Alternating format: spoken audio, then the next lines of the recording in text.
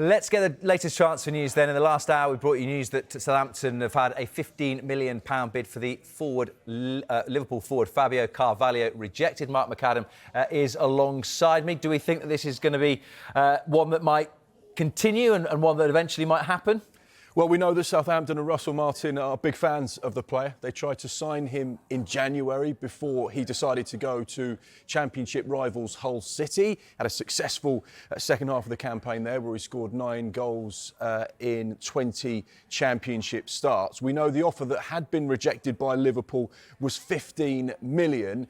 Now, their stance is very simple. He's not for sale and they would be reluctant to let him go. He only joined Liverpool a couple of summers ago from Fulham for around £5 million, and they see him as someone that has huge potential and could be an exciting player down the line for Liverpool. He's someone that can play out wide, on the left, on the right. He can play as a 10 as well.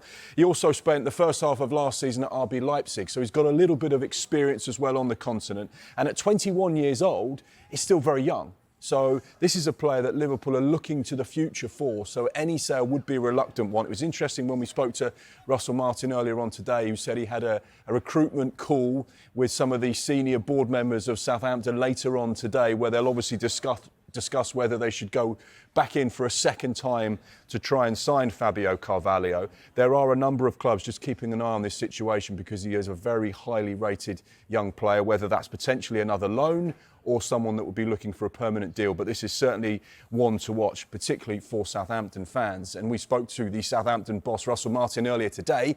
This is what he told us about the player. We've liked for a while Fabio. We spoke in January. And then we couldn't quite get it done for one reason or another, and we had a lot of strength in that position as well in January. So he went and done really well at Hull. We are linked, and rumour mill at this time of year as well is really hot. So we've been linked with a lot of players, some far away from the truth, some very true.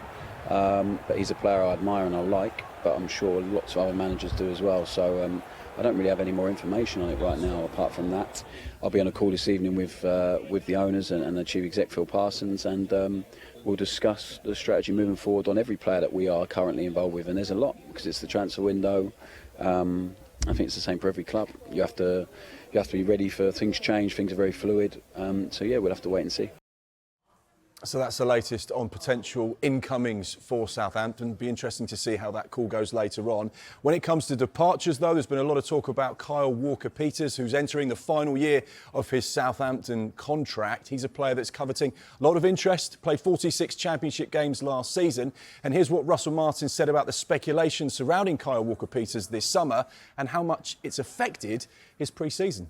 I think he's not played a minute yet in pre-season because of the uncertainty around his situation and the amount of interest in him. But again, like I keep saying the same thing to you, we just have to wait and see because I just don't know. I haven't got a crystal ball. Would I like him to be part of us and in the group? 100%. But I just can't see how. Yeah, I just can't see at the minute how things change right now. So we're just going to have to wait and see how the situation evolves.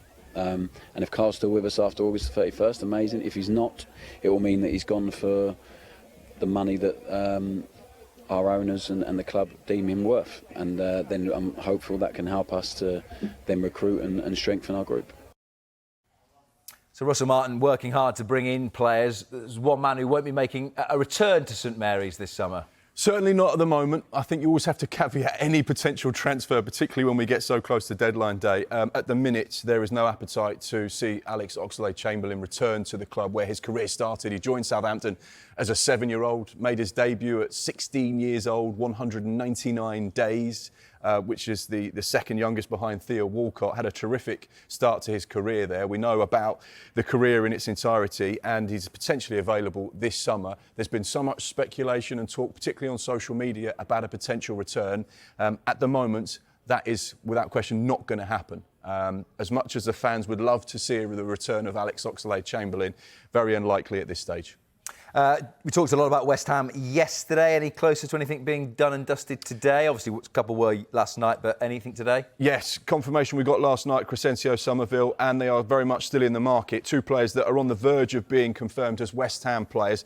Guido Rodriguez, the Argentina international, free transfer from Real Betis, is having his medical today. And another player on the verge of becoming a hammer is Nicholas Fullkrug, the Borussia Dortmund striker, who's had a tremendous last 12 months or so, scored a couple of goals in the Euros for Germany, and last season 20 goals and assists in 29 Bundesliga games, 6 goals and assists in the Champions League, 13 matches there. So someone that's done it at the very highest level. We understand the package to be worth £27.5 million. So once again, a significant investment from West Ham to get a really experienced striker. Fullkrug also having his medical today. Both players were due in the UK yesterday, but because of a couple of travel issues, couldn't start their medicals, but they've started them today, and it just means waiting for official confirmation from West Ham that they've got 2 new players. So this has certainly been a big weekend for West Ham fans as they get ready to bolster that squad ahead of the Premier League, which is, less than 2 weeks away now.